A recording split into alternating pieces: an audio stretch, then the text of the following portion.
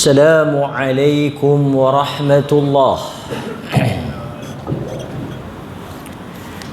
الحمد لله رب العالمين وبه نستعين على أمور الدنيا والدين، والصلاة والسلام على أشرف الأنبياء والمرسلين وعلى آله وصحبه أجمعين. أشهد أن لا إله إلا الله وحده لا شريك له، وأشهد أن محمدا عبده ورسوله. Segala puji bagi Allah, amma ba'd.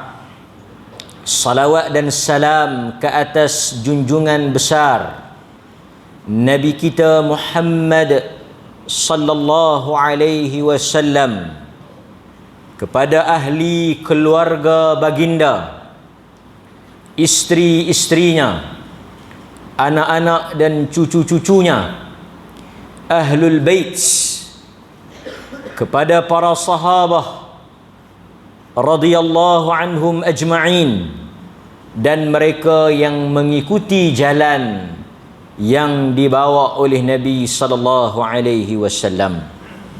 Syukur, alhamdulillah, dengan izin dan pertolongan daripada Allah, kita dapat pada malam ini, tuan-tuan, seperti yang diwar-warkan, untuk kuliah bulanan berhubung dengan perkara yang paling penting, iaitu iman.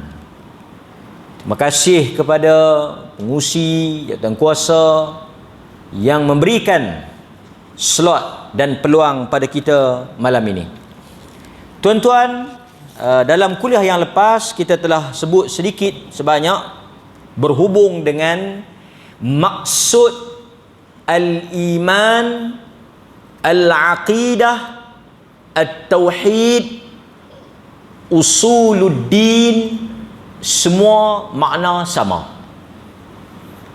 Kadang-kadang disebut akidah, kadang-kadang disebut tauhid, juga digunakan perkataan usuluddin, juga digunakan perkataan al-iman, seperti yang tertera di kitab kita ini, al-iman. Kalau dahulu ada ulama yang menggunakan istilah fiqhul akbar, fiqh yang paling besar, merujuk kepada apa? Tauhid. Dan tuan-tuan, kesemua para rasul, bermula daripada rasul yang pertama Nuh alaihi salam, hinggalah kepada rasul yang terakhir Nabi kita Muhammad sallallahu alaihi wasallam, membawa perkara yang sama. Syariat tak sama. Wa ja'alna likulli ummatin syir'atan wa minhaja. Syariat kita dengan Nabi Musa tak sama. Syariat kita dengan Nabi Isa tak sama. Maksud syariat ni hukum hakam.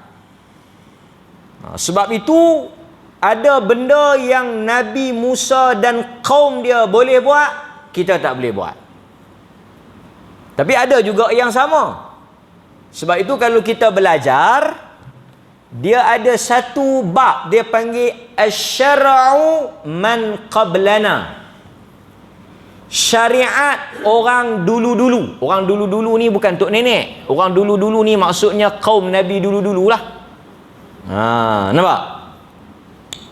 Jadi syariat orang dulu-dulu ni ada yang mansukh, ada yang masih lagi boleh diteruskan. Jadi ada hukum Nabi Musa, Nabi Isa yang masih valid, maksudnya boleh sama dengan hukum kita. Seperti apa? Apa yang sama? Nabi Musa pun buat, Nabi Isa pun buat, Nabi-Nabi lain semua buat hukum tu. Contoh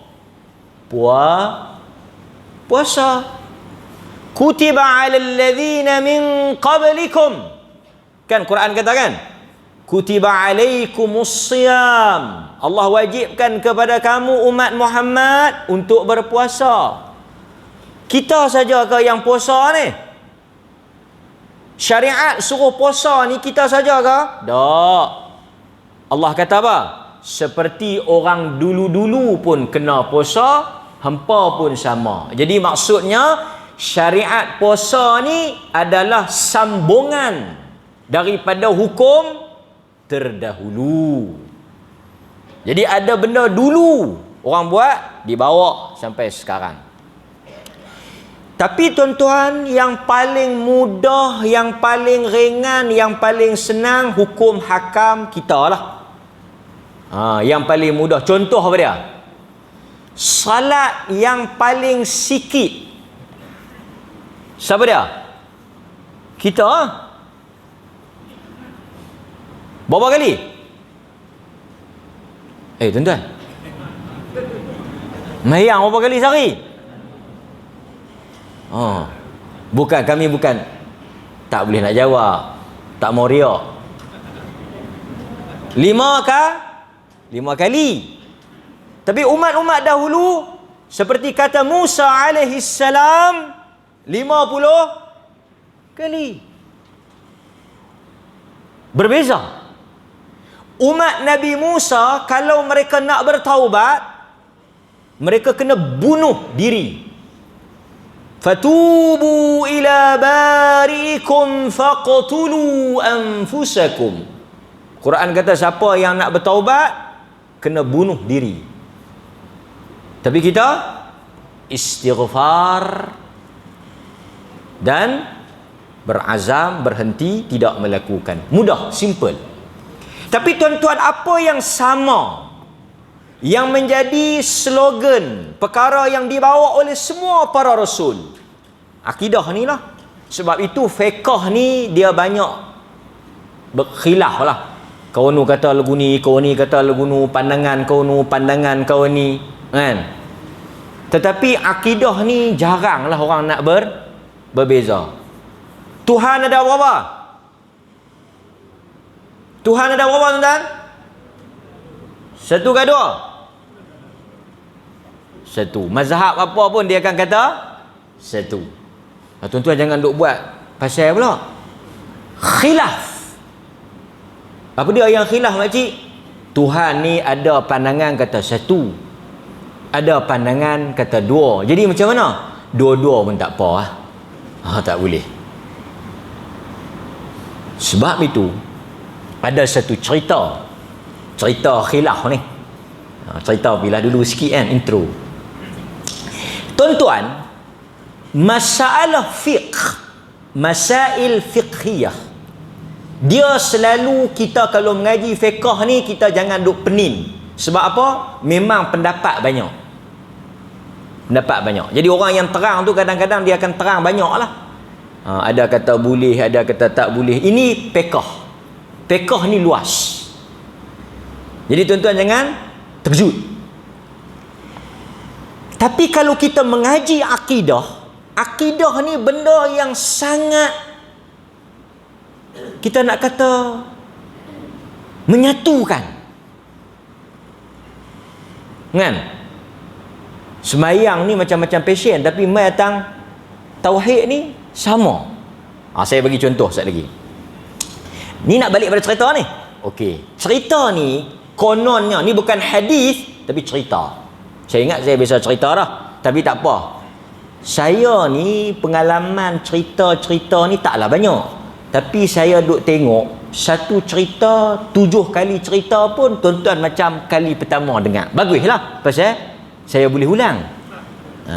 Jadi bagusnya kita tak tulis, bagusnya kita tak catat, kerana penceramah boleh apa? Boleh putar balik kaset tu. Nampak? Okey, tu rahsia. Satu orang tok guru, dia nak pergi keluar negeri. Dia lantik anak dia untuk ganti tempat dia untuk mengajar. Dia cuti salah. Tapi kelas dia tak mau cuti. Jadi anak murid ni, anak dia ni taklah ada ilmu. Dia kata, macam mana dia nak jawab soalan? Mengajak mungkin dia boleh, benda prepare dia boleh sampai. Tapi soalan tu, sekali kalau orang tanya kalut, maka dia bagi satu petua. Malam ni banyak petua kita nak bagi. Sekejap lagi kita nak ajak tuan-tuan petua apa? Siapa main malam ni memang untung. Saya nak ajak tuan-tuan petua tarik duit.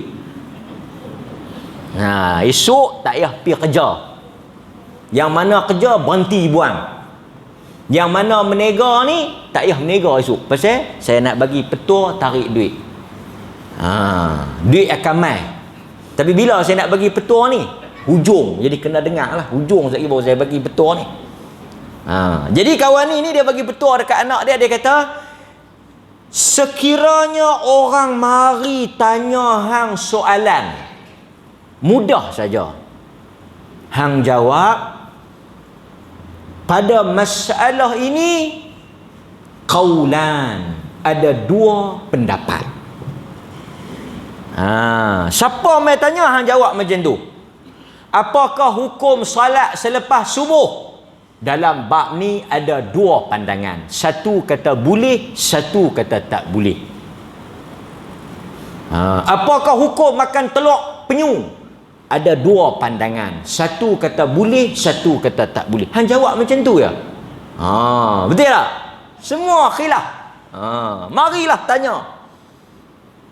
Dia pun jawablah. Jadi dia pun kata, sakan ni, tanya apa semua boleh jawab. Fihi mas'alah qaulan. Di dalam bab masalah ini ada dua pendapat. Satu kata sunat, satu kata wajib. Satu kata boleh, satu kata tak boleh. Artinya dia tak salah lah. Pasal apa? Pasal dua-dua ada boleh. Depa kata tak boleh. Ada kata tak boleh. Saya dengar ada juga kata boleh. Ya memang dalam bab ni memang dua pendapat, boleh dengan tak boleh. Terah. Satu orang duk dengar, dia kata karut Tok Guru ni. Karut. Dia pun menyelit tanya. Dia kata, Tok Guru, saya ada satu soalan. Allah ni wujud ke tak? Allah tu ada ke tak, Tok Guru? Dalam bab ni ada dua pendapat. Satu kata ada, satu lagi kata tak ada. Dia dengar-dengar, dia kata hang ni memang tukang karut, muhung kuat. Pasal apa? Takkan Tuhan pun khilaf. Kalau orang tanya tuan-tuan, baca bismillah pelan ke derah? Khilaf. Ada kata derah, ada kata pelan, ada kata tak payah baca langsung. Betul? Tapi kalau orang tanya tuan-tuan, Tuhan ada ke tak ada? Tuan-tuan kata yang ni ada mazhab kata Tuhan ada mazhab kata, mazhab mana kata Tuhan tak ada? So saya nak bagi tahu akidah. Pasal itu dia panggil tauhid. Apa makna tauhid? Menyatukan. Maksudnya kita mengesahkan. Pasal itu tauhid ni satu pengajian yang kita tidak akan berkelahi dengan orang. Nampak? Tauhid ni kita sama. Kan? Baik. Jadi di antara perkara yang saya nak sebut ialah apabila kita sebut soal beriman, rukun iman dia mula dengan apa? Yang ni saya tak akan ajak tauhid 3 ke sifat 20 ke apa, semua itu orang nak berkelahi kan. Isu semua jadi isu, tak apa, kita tak payah duk mengaji tauhid 3, kita tak payah mengaji sifat 20, kita tak payah mengaji semua tu. Kita mengaji rukun. Ada orang tolak rukun iman? Tak ada. Jadi tuan-tuan nak mengaji dengan saya ni rukun iman. Hampa mengaji tauhid 3 ke sifat 20? Dua-dua kami tak mengaji. Sakan. Hampa mengaji apa? Kami mengaji rukun iman. Rukun iman ada berapa? Ada berapa? Khilaf. Khilaf. Ada kata 6, ada kata 7. Geng mana 7? Pasal itu dia tak ada khilaf nama. Tapi rukun semayang mazhab Syafi'i 13. Hambali kalau tak silap saya 14. Artinya khilaf. Rukun semayang khilaf, tapi rukun iman tak khilaf. 6 tu kan? Dapat? So rukun iman yang pertama, mari kita mengaji. Ni kira macam kelas kafar ni. Perdoain. Rukun iman yang pertama, apa dia? Beriman kepada Allah. Tuan-tuan jangan mengucap pula. Mengucap tu apa dia? Mengucap 2 kalimah syahadah tu apa dia? Rukun Islam. Saya kalau tuan-tuan jawab mengucap 2 kalimah syahadah, tak apa lagi. Sebab apa? Biasalah tertukar rukun iman dengan rukun Islam. Yang saya sayau ni apa dia? Rukun iman yang pertama, kepercayaan kepada Tuhan. Yang tu rukun apa? Rukun apa? Negara. Pasal apa yang jawab lagu tu Haji? Semangat kemerdekaan. Dia terlalu duk semangat kemerdekaan, kepercayaan, tapi boleh jadi juga kepercayaan kepada Tuhan. Pasal dia soal apa? Iman. Iman tu percayalah. Okey. Nombor 1 beriman kepada Allah. An tu'mina billah. So ini tajuk kita yang pertama apa dia? Tuan-tuan dan saya, kita wajib percaya dengan sepenuh hati, tanpa ada syak, tanpa ada ragu-ragu, tanpa ada samar-samar, tanpa ada was-was, bahawa Allah itu wujud. Allah ada tak ada? Ada. Sebab kita tak nampak. Yang tu yang berat tu. Pasal nak mengajar orang untuk percaya benda yang tak nampak. Sebab tabiat manusia, fitrah manusia, dia hanya percaya benda yang boleh sama ada dilihat, inilah benda-benda yang dia boleh nampak lah. Tabiatnya betul tak? Tuan-tuan, orang main sembang kat tuan-tuan, benda tak ada, tuan-tuan akan kata apa? Derah lah dia ni. Awak sembang derah. Dulu kok kampung kita tak tahu, kok kampung tuan-tuan ada kot orang jenis sembang derah. Dulu ada satu, saya duduk kampung dekat dengan kampung tuan-tuan lah. Dia pergi rumah tok saya. Dia kata, dia cakap dengan tok saya tu, dia kata, Timah, aku pergi naik bah panjang bah 2 relung. Dia duduk sembang. Masa tu kita duduk naik duit, dengar lah. Tuan-tuan, 2 relung panjang. Tapi masa tu kita, nak naik bah ni bukan benda semua orang boleh naik. Jadi orang yang dengar tu ke, tapi dalam hati betul ke sampai 2 relung panjang. Tapi orang kita kalau dia main habak kata bah panjang tu, biasalah dia bila nak cerita ni orang mana tak tahu, dia kata dia kena gelembung tu bagi besar. Betul tak tuan-tuan? Betul tak? Macam ceramah lah. Kalau ceramah biasa, tuan-tuan, apa dia? Orang mengantuk.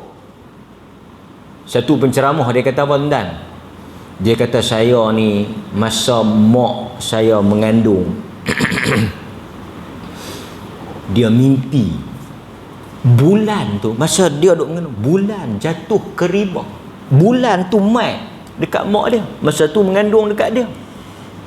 Tuan-tuan kalau dengar macam ni, sakan tok guru kita petanda tu.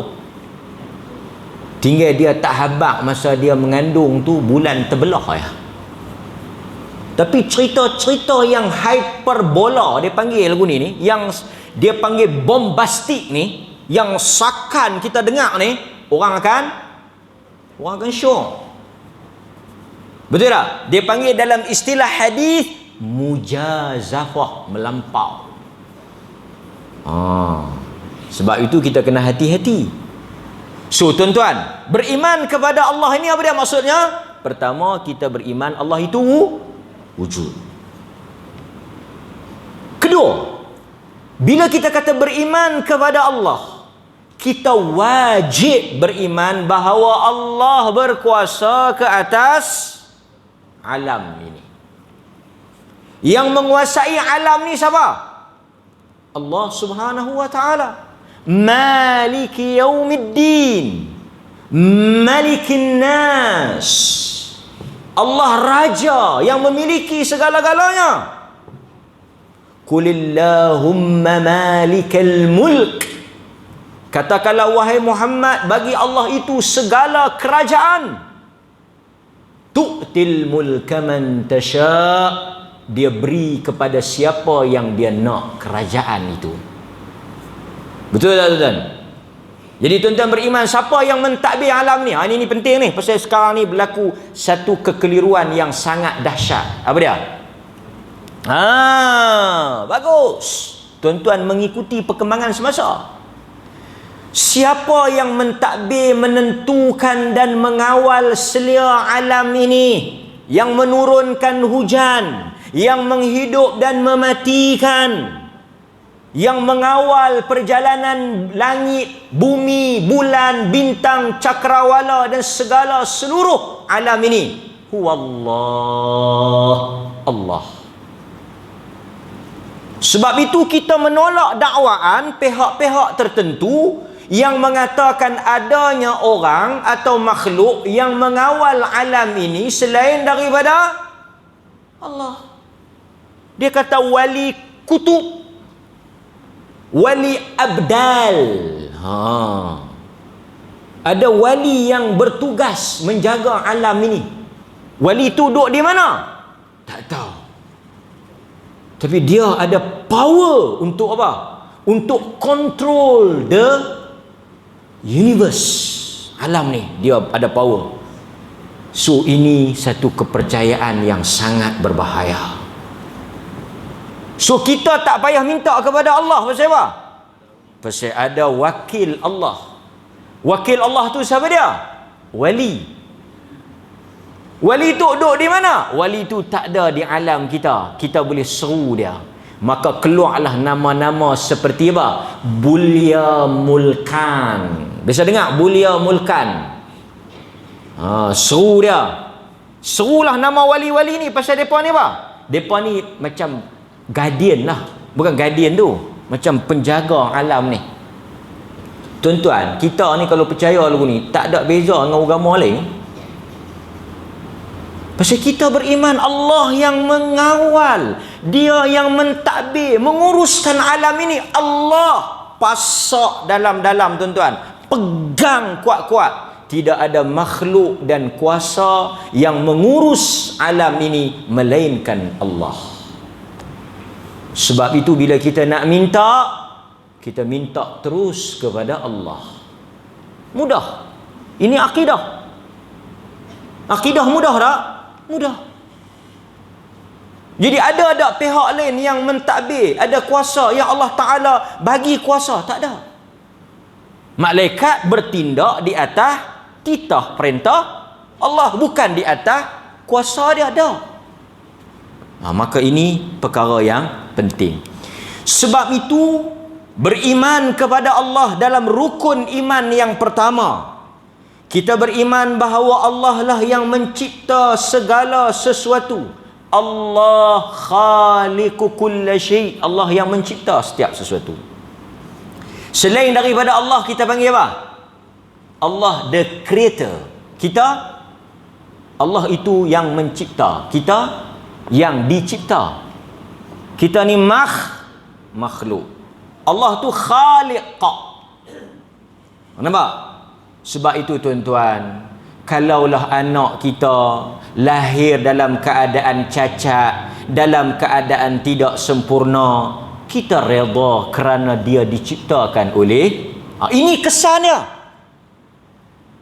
Walaupun kita semua memohon kesempurnaan, kita nak kesempurnaan, tapi mari anak kita mungkin cacat, mungkin tak sempurna, mungkin sindrom Down, mungkin autism, mungkin ada penyakit, mungkin hitam, mungkin putih, albino. Kalau tuan-tuan dapat anak-anak lagu tu, tuan-tuan membayar tak? Tuan-tuan mengamuk tak? Pasal apa tuan-tuan tak mengamuk? Pasal apa tuan-tuan tak protes? Pasal apa tuan-tuan tak marah? Kerana tuan-tuan beriman bahawa yang menciptakan, yang menjadikan, yang menentukan sifat anak tuan-tuan itu ialah Allah sebaik-baik pencipta. Ini membezakan kita dengan orang lain. Dan tuan-tuan tahu tak? Sindrom Down boleh dikesan sebelum daripada anak tu lahir. Masa kita scan pada kandungan beberapa minggu, kita dah boleh tahu dah. Dan kadang-kadang anak yang lahir ni, saya nak sebut ni pasal apa? Saya nak kaitkan dengan keimanan bahawa Allah yang mencipta, Allah yang menjadikan. Pasal tu bila dia lahir, kita redha. Kita tak protes. Pasal apalah muka aku tak elok? Muka hang elok ah. Yang kata tu pun tak elok tahu mana. Betul tak? Pasal tu tuan-tuan, kalau tuan-tuan nak tahu elok tak elok, tuan-tuan tanya cermin. Berdiri depan cermin, elok tak muka tuan-tuan? Dia akan kata elok sangat. Tak ada orang lain dah dalam kampung surau ni yang elok. Kalau cermin tak cakap macam tu, beli lain. Tapi saya nak habang kita terima. Dan cantik ni, benda yang Tuhan cipta ni subjektif. Subjektif ni bukan boleh ukur, betul tak? Tuan-tuan pergi kenduri menikah, tuan-tuan tengok anak dara elok tak? 10 orang tengok, ada 10 pendapat. Ada kata elok, ada kata tak elok. Ada kata biasa-biasa. Betul tak? Tak benar tuan. Jadi Allah jadi. Pasal tu bila kita tengok muka kita, orang kata elok, alhamdulillah Allah Ta'ala cipta elok. Orang lain pun mungkin ada sakit, ada cacat apa semua, itu ujian untuk dia. Tapi Allah sebaik-baik pencipta. Kan kita baca masa bila tu? Sajada wajhiya lilladhi khalaqahu wa syaqqa sam'ahu wa basarahu bihawlihi wa quwwatihi fatabarakallahu ahsanul khaliqin. Bila tu dah baca tu? Sajadah. Maha suci Tuhan sebaik-baik pencipta. Kita bila beriman tentang orang akidah ni, lagu mana pun Tuhan decide, Tuhan putuskan untuk diri dia, anak dia, keluarga dia, kan, dia syukur. Dan kita mungkin alhamdulillah anak kita lahir cukup sifat sempurna, kan, tapi mungkin ada anak orang kecacatan dan sebagainya. Kita kena beriman bahawa itu ciptaan Allah. Sebab itu bila kita sedar bahawa setiap makhluk ini ciptaan Allah, maka tidak ada hina menghina. Tidak ada membandingkan antara satu sama lain. Betul tak? Betul. Elok anak hang, anak cucu hang kan ni? Awak tak elok. Ada pula dia kata cucu kita tak elok. Macam cucu dia elok sangat. Ini sifat orang yang tak beriman. Nampak tuan? Tidak ada lagi orang yang lahir hidung di belakang. Yang tu tak elok. Baik. So kita beriman juga Allah yang mentadbir setiap sesuatu. Dia yang menghukum setiap sesuatu. Dia yang memberi rezeki. Dia yang menghidup dan mematikan. Dia yang memberi apa? Dia yang memberi kekayaan dan kemiskinan. Dia yang memberikan kesihatan dan kesakitan. Setiap daripada apa yang berlaku dalam kehidupan manusia, dialah yang maha menentukan. Jadi malam ni tuan-tuan, saya tak mau pi luas. Saya nak ambil satu ya, sifat yang kita nak bincang pada malam ini. Apa dia? Allah sebagai Ar-Razzaq. Itu yang saya nak fokus malam ni. Allah sebagai Ar-Razzaq. Tuan-tuan, bila kita beriman Allah itu wujud, Allah itu maha pencipta, Allah itu maha besar, Allah itu maha berkuasa, Allah itu maha menentukan segala-galanya. Satu lagi, Allah itu yang menentukan rezeki dan dia yang maha pemberi rezeki. Yang tu kita kena. Bila seseorang itu beriman, Allah pemberi rezeki, dia tak akan tikar ekor. Betul tak? Betul ke tak? Betul. Dia tak akan balas duit masjid. Dia tak akan tipu duit orang. Pasal apa? Pasal dia tahu Allah itu Ar-Razzaq, dan dia akan membahagikan antara urusan dunia dan akhirat, kerana dia tahu tujuan dia ialah akhirat. Nampak tuan? Jadi malam ni kita nak perbetul akidah yang mana tak berapa nak tepat soal Allah sebagai pemberi rezeki. Ni akidah tau ni. Allah bagi rezeki ni akidah. Pasal ada sebahagian manusia dia bertuhankan apa? Bertuhankan makhluk. Faham tak bertuhankan makhluk? Dia menganggap bahawa Tuhan yang memberi rezeki, yang menentukan rezeki dia manusia. Pasal itu dia sanggup memperhambakan diri kepada manusia. Dia punya budaya, minda dia, minda terjajah. Kita semua ni dilahirkan apa? Bebas tau. Kita dilahirkan merdeka ni. Tuhan kita Allah. Yang memberi rezeki kita Allah, bukan manusia. Kalau Allah bagi, tak ada siapa boleh halang. Duk ajak banyak kali dah, tapi tewas. Tewas. Ni kita nak fokus tuan. Tuan-tuan akan keluar dengan jiwa merdeka, jiwa bebas, jiwa bergantung kepada Allah Ta'ala. Kalau orang suruh benda haram pun, tuan-tuan akan tolak. Pasal tuan-tuan akan kata apa? Allah yang bagi rezeki, bukan orang politik, bukan tuan yang membela kita. Faham ke tak? Dia duduk kuih pi dah tu. Kita kalau tak ada dia pi mana? Kan? Pemimpin silih berganti. Pemimpin datang dan pergi. Pemimpin ada yang hidup dan mati. Tetapi Tuhan maha hidup dan tidak mati. Kebergantungan kita kepada manusia kadang-kadang lebih pada kebergantungan kita kepada Allah. Ini benda besar. Boleh. Baik. Sebelum kita nak pergi kepada ayat-ayat yang berkaitan dengan Allah sebagai pemberi rezeki ini, mari kita tengok sedikit beberapa dalil yang menunjukkan Allah Subhanahu wa taala sebagai pemberi rezeki, dan saya akan bawa kepada tuan-tuan beberapa hukum hakam berkaitan dengan rezeki. Baik, antara dalil yang tuan-tuan kena tengok berkaitan dengan Allah sebagai pemberi rezeki, antaranya apa dia? Dalam surah Fatir ayat ketiga, Ya ayuhan nas udhkuru ni'matallahi alaikum hal min khaliq ghairullah yarzuqukum minas sama'i wal ard. Wahai manusia, ingatlah akan kamu nikmat Allah. Adakah Tuhan yang mencipta selain Allah yang dapat memberi rezeki kepada kamu daripada langit dan bumi? Tengok, Tuhan tanya, ada Tuhan lain kah yang bagi rezeki? Surah Fatir ayat 3. Dalam surah Saba ayat ke-24, Allah Subhanahu wa taala sebut, Qul man yarzuqukum minas samawati wal ard. Qulillah. Katakanlah wahai Muhammad kepada mereka, siapakah yang memberi rezeki kepada kamu daripada langit dan bumi? Katakanlah Allah. Nampak?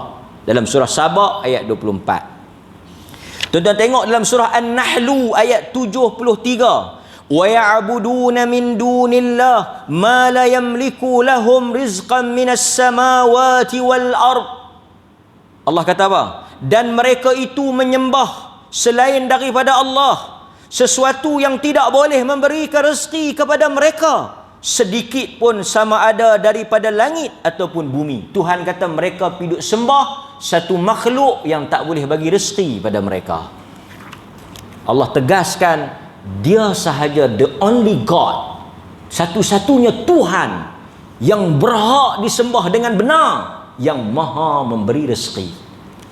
Pasal tu kalau kita tak dapat, kita tak merajuk lah, kita tak mebay lah, kita tak marah lah. Pasal apa? Setelah kita usaha, kita tak dapat, kita tak merabat, kita tak jadi gila lah, kita tak jadi putus asa. Pasal apa? Ha, tuan-tuan? Pasal kita beriman bahawa Allah yang menentukan, Allah yang memberikan. Banyak contoh kalau kita nak buat, dan tuan-tuan semua boleh buat contoh masing-masing. Tapi pasal apa bila kita tak dapat, kita seolah-olah kecewa? Kecewa? Tak kecewa. Pergi mengajar, tentu benda hari lupa. Benda hari lupa nak pergi sagu hati. Balik tidur. Apa dia? Tak ada rezeki malam tu. Kalau rajin WhatsApp, ada lupa apa-apa atau ni malam ni? Ada apa Ustaz? Ada tinggal kitab mah? Tak, kitab buat balik. Oh, saya terlupa, minta maaf, esok saya pergi bagi. Ada rezeki. Cuma tak dapat malam tu, dapat bagi esok. Amboi syok, mau terkena tang kita. Mau kena tang tuan-tuan. Dia kata depa duk habaq nama aku jadi jawatan kuasa JKK, tak naik. Ha, jaga tak naik, aku pergi tendang meja malam ni. Oh, jangan buat lagu tu. Tak terpilih artinya tak ada rezeki. Pasal apa mereka tak pilih? Berapa lama dah aku duk tutup lampu dengan kipas? Pasal apa pula? Dia dah usaha dah, dia tak mahu lentik dah. Dia tak nampak kata dia duk tutup kipas. Bukan rezeki lah. Dia bercinta punya sakan dengan kawan tu, tak tahu pergi menikah dengan orang lain, bukan rezeki. Biasa, normal. Hidup kita kalau tak boleh, artinya apa? Tuan-tuan, kita orang Islam, orang beriman ni simple saja hidup kita. Kahwin rezeki, tak kahwin rezeki, ada anak rezeki, tak ada anak rezeki, kaya rezeki, miskin rezeki, semua Tuhan tentu. Kita tak ada masalah. Betul ya? Orang buat kenduri tak panggil kita, kita tak mobile. Abang siap-siap jangan duk mobile kalau tak panggil. Pasal apa? Pasal apa? Tak ada rezeki ya? Hang mengaji macam mana? Jaga, aku buat kenduri pula aku tak mau panggil dia. Oi. Apa iman? Mana iman? Orang jawatan kuasa pilih, jawatan kuasa tapis, jawatan kuasa kena amanah. Halah ni saya cakap ni jawatan kuasa amanah. Amanah pilih pun semua, nama dia tak naik, nama dia tak terpilih sebagai penerima bantuan. Dia beriman bahawa tak ada rezeki. Kalau dia rasa dia dizalimi, dia pi. Pengusi saya pasal apa tak dapat. Pengusi kata, bukan tak dapat, tapi dah dapat dah hari tu, yang ni orang lain pula. Tak apa. Ini sampai nak canang buat surat layang, report SPRM pun semua pasal dia tak dapat. Mengamuk. Dia cerita yang dia tak dapat, yang dia dapat dia tak. Ini semua cakap orang yang tak beriman sebagai Allah sebagai Ar-Razzaq. Pasal kalau dia tahu bukan pengusi tu yang bagi, Allah. Tapi pengusi tu kena amanah lah juga. Janganlah nama Omar dah. Siapa dia kata aku ni? Duduk belakang tu, padam buang. Yang tu tak boleh lah. Tapi kalau padam pun bukan rezeki dia juga. Cuma orang yang pergi padam tu kena ada alasan lah.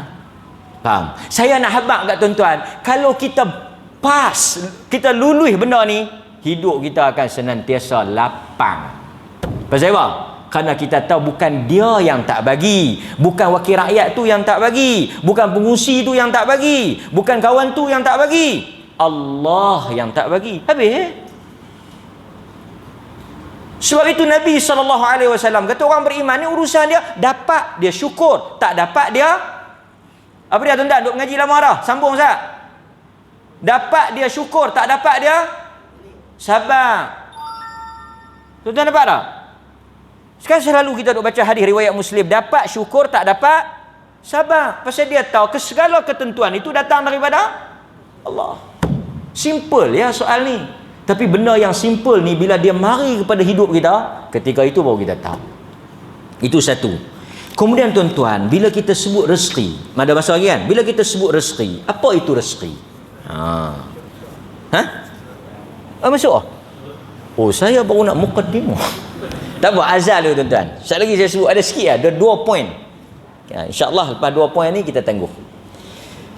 Azan untuk Isyak dulu insya-Allah.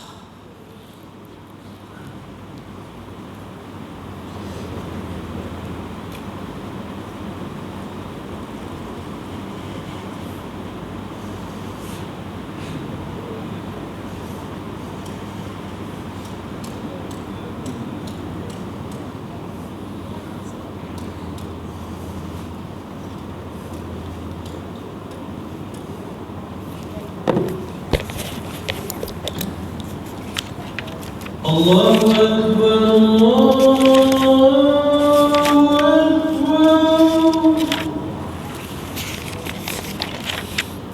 Allahu Akbar, Allahu Akbar,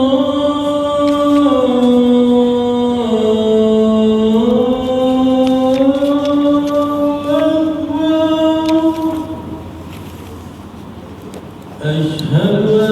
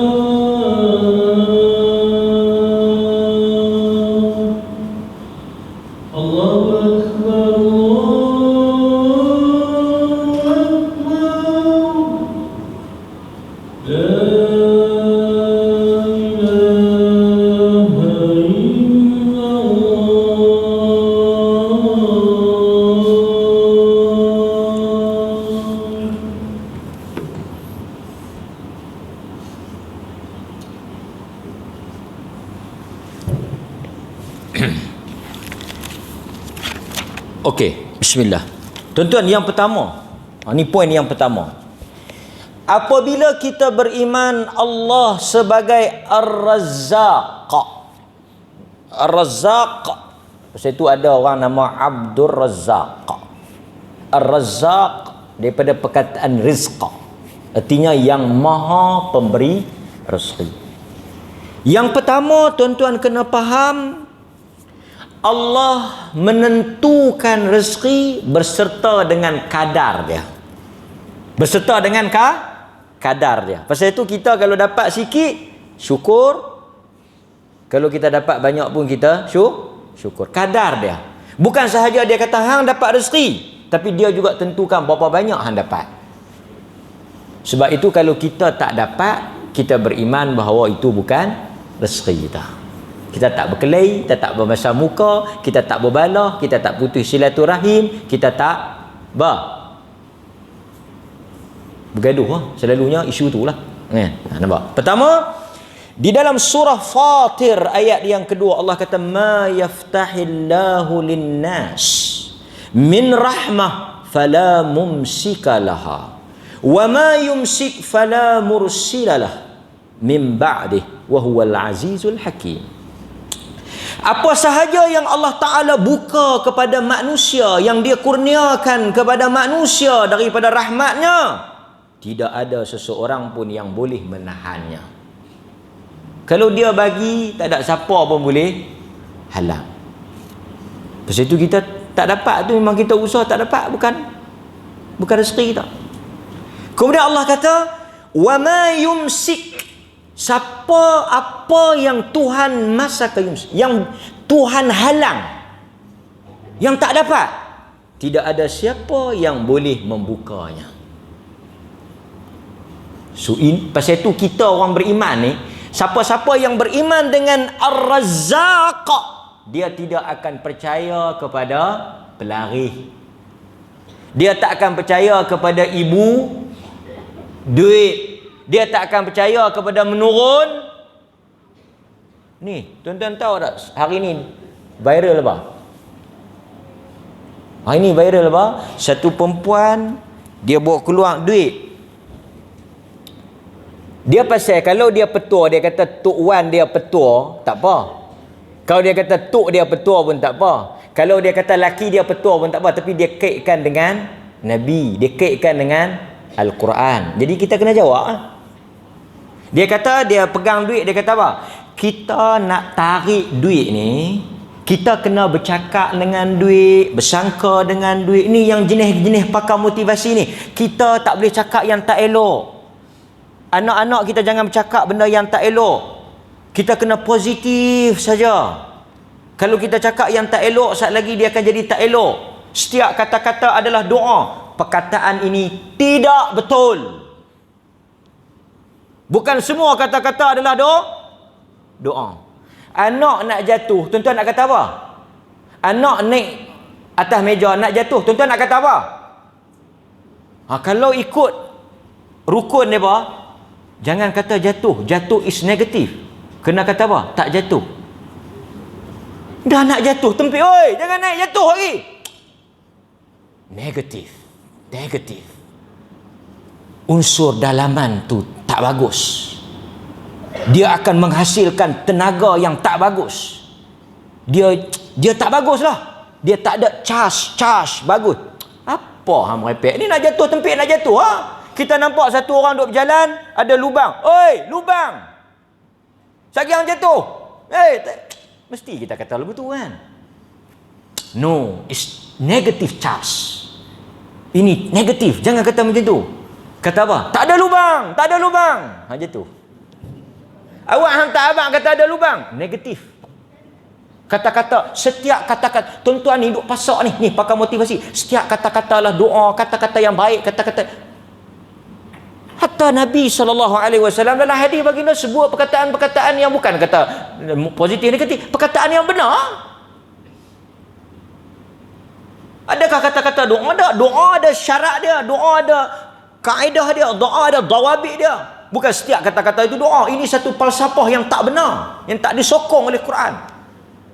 Doa dia ada adab dia, ada cara dia. Dia kata apa? Cakap dengan duit, kau ni baik. Kau ni bukan duit yang jahat. Kau panggil lah kawan-kawan kau main sama. Apa ni? Ni geng-geng menurun ni. Sebab tu tuan-tuan, saya tak tahulah orang kita ni. Sebab itu agama mengajar kita cerdik. Agama bukan ajak kita jadi bodoh. Tuan-tuan kalau nak pergi minta dekat seseorang, mesti kawan tu lebih pada tuan-tuan, betul tak? Tuan-tuan nak pergi minta kat kawan tu mesti lebih pada tuan-tuan, betul tak? Kalau dia sama atau kurang pada tuan-tuan, nak pergi minta buat apa kat dia, betul tak? Tuan-tuan yang nak pergi menurun, naik arus. Naik kereta besar lah. Naik apa? Naik Mercedes, naik Honda ke apa besar-besar. Yang Tok Bomo nak menurun, naik apa? Datsun bawah kanan.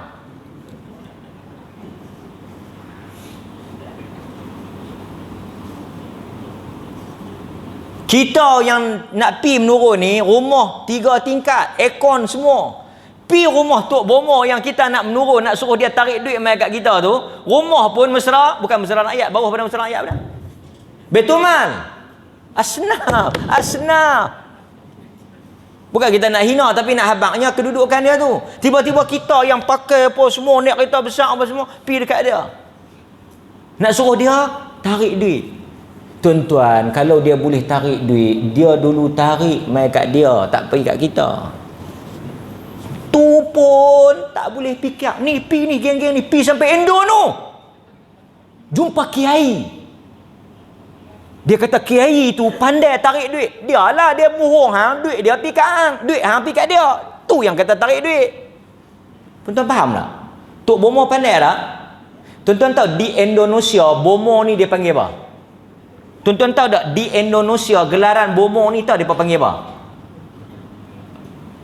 Tak tengok cerita Indon, sinetron tak tengok. Saya tak tengok, tapi saya baca. Orang pintar.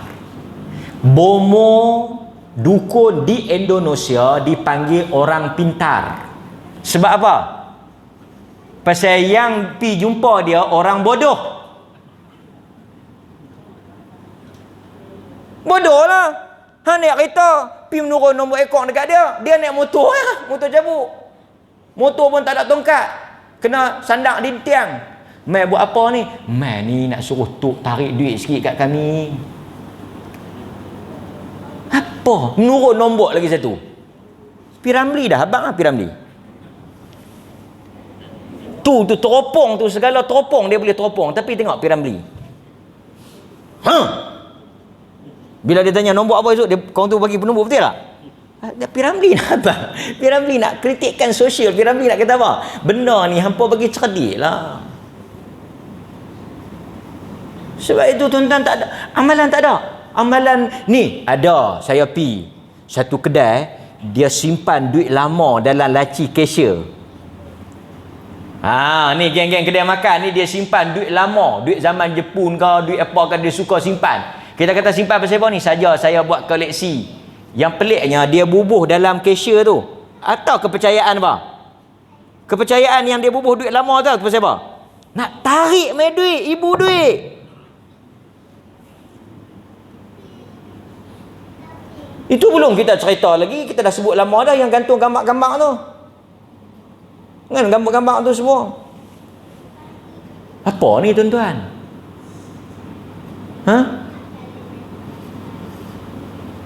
Ni benda besar. Okey. So, jelas. Sebab Nabi SAW tak ajak kita bercakap dengan duit. Tak ajak suruh kita seru duit. Zaman Nabi ada duit tak? Ada dinar, dirham. Nabi tak kata kat sahabat, ambil dinar ni. Seru. Tak. Ini jaga-jaga tuan-tuan. Jaga-jaga. Baik. Kemudian yang kedua kita nak bagi tahu tuan-tuan bahawa ada manusia yang Tuhan lapangkan rezeki dia, ada manusia yang Tuhan sempitkan. Semua Tuhan punya kerja. So kita jangan protes. Dalam surah Al-Isra ayat 30 Allah kata inna rabbaka yabsutu rizqa liman yasha wa yaqdir lahu innahu kana bi'ibadihi khabiran basira. Pasal itu kita tak dengki orang kaya. Kita tak hasad pada orang kaya. Pasal Allah kata, inna rabbaka yabsutur rizqa. Allah yang melapangkan rezeki sesiapa yang dia nak, dia juga yang menyempitkan rezeki siapa-siapa yang dia nak. Sebab itu kadang-kadang tuan-tuan dalam hidup kita ada orang kerja teruk siang malam tapi hidup dia tak teratur.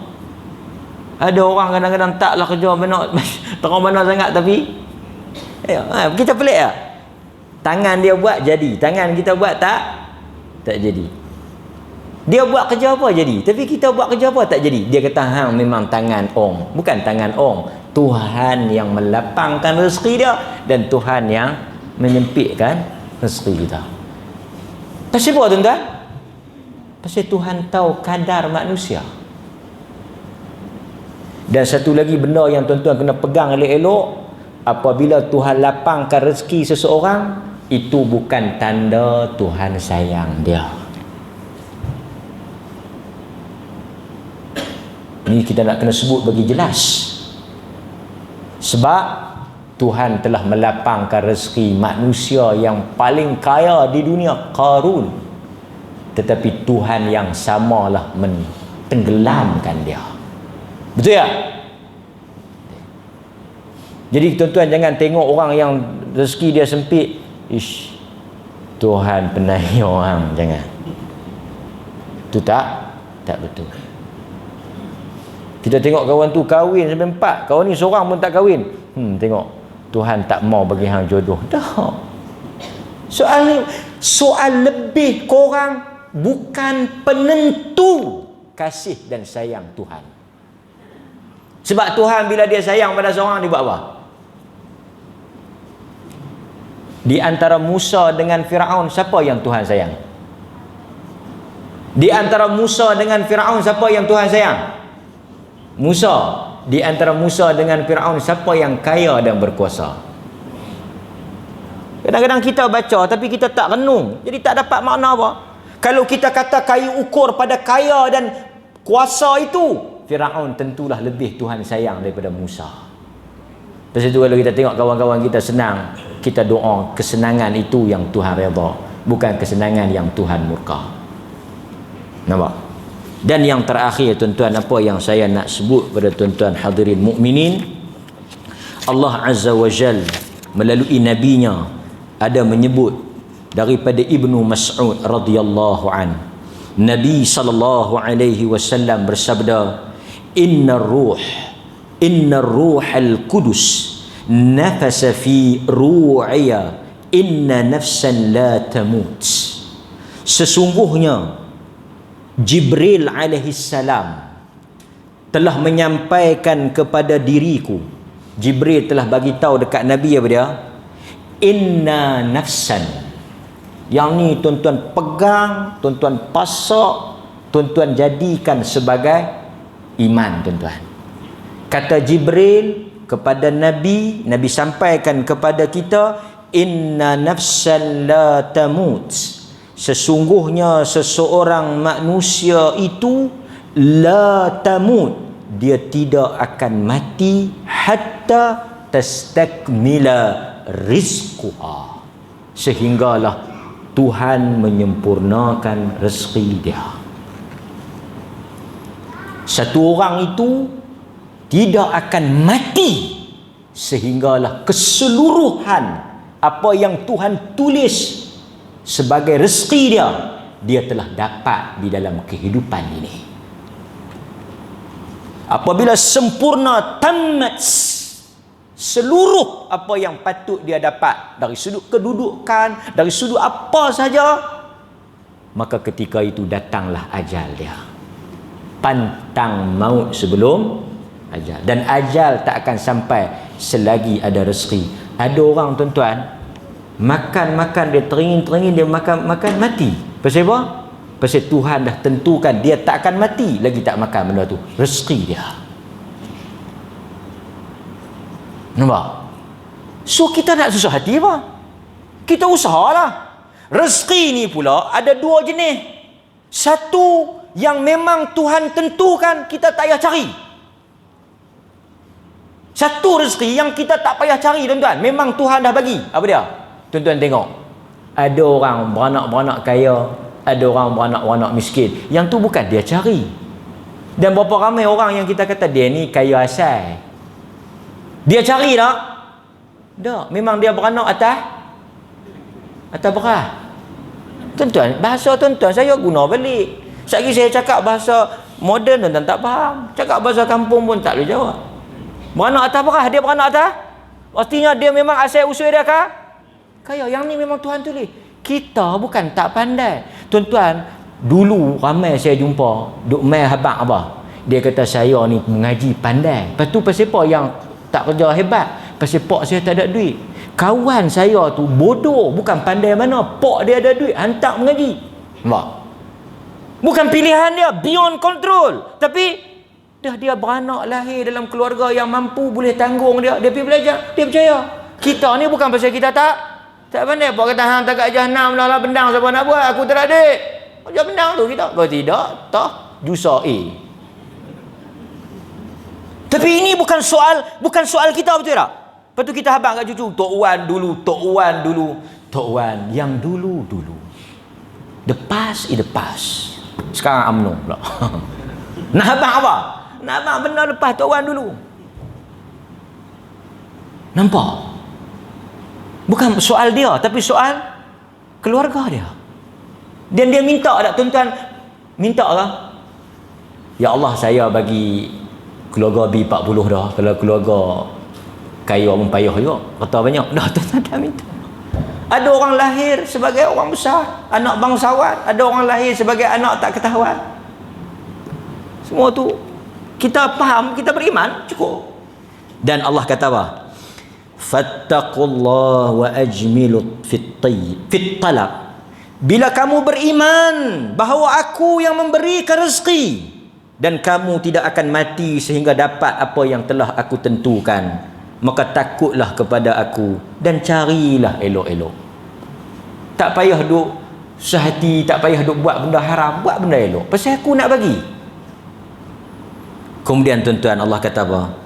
Wala yahmilannakum istabta'a ar-rizq an tatlubu bi ma'asillah fa innallaha la yudriku ma 'indahu illa bi ta'atih. Jangan kamu menghalang rezeki disebabkan dosa, kerana di sisi Allah tidak akan dapat rezeki melainkan ketaatan kepadanya. Maksudnya, jangan kerana hampa nak sapu harta tu, hampa tak peduli halal haram. Yang tu hadis diriwayatkan oleh Al-Imam At-Tabrani. Dan tuan-tuan nak balik ni, ada satu hadiah saya nak bagi kat tuan-tuan. Tuan-tuan balik, tuan-tuan baca. Hadiah ni lebih besar daripada duit ringgit, lebih besar daripada tanah bendang, lebih besar daripada segala-galanya. Apa dia tuan-tuan? Satu doa yang Nabi SAW ajar kepada Sayyidina Ali. Yang mana Sayyidina Ali ajar kepada seorang hamba. Siapa yang ajak Sayyidina Ali? Nabi. Siapa yang Sayyidina Ali ajak? Seorang hamba.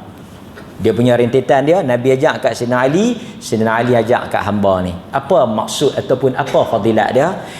Kata Nabi SAW, apa sahaja hutang yang kamu tanggung, apa sahaja masalah yang kamu yang kamu hadapi, akan diselesaikan dengan doa ni.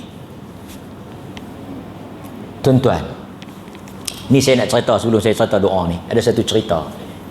Ni bukan cerita ibu duit ni, cerita betul. Hari Sabtu lepas, ada seorang jemaah rapatlah dengan saya. Dia tersilap tekan telefon. Ni saya nak cerita keajaiban Tuhan.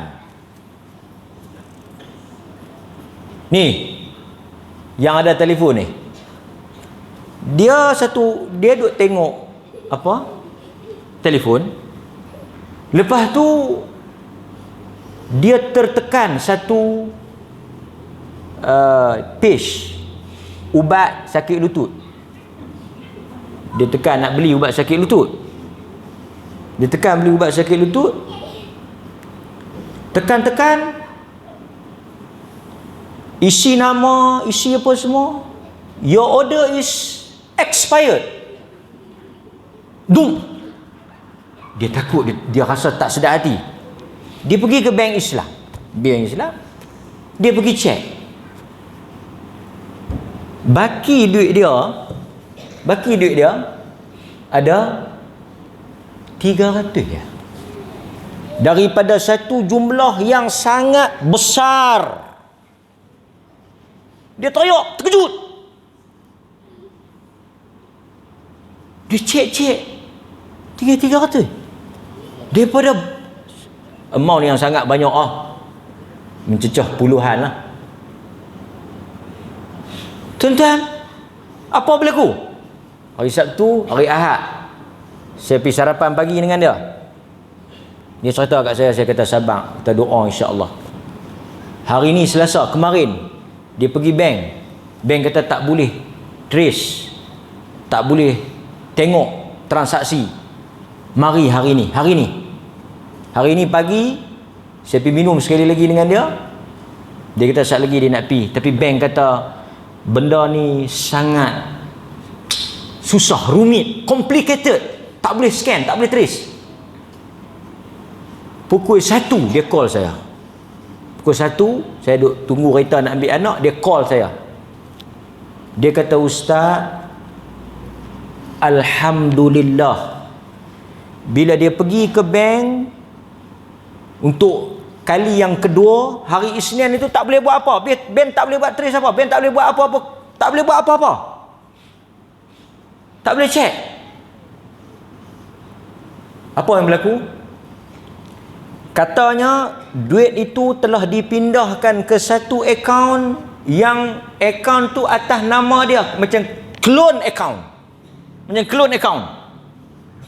Lepas tu, tuan-tuan, berapa banyak kes-kes yang kita dengar seumpama ini memang tak boleh untuk dapat balik. Tapi tuan-tuan, kejadian ni sangat ajaib. Mengajar kita makna rezeki itu daripada Allah. Bank kata kita try tengok. Transfer balik daripada akaun yang clone tadi masuk kepada akaun Skupang. Tak jejah.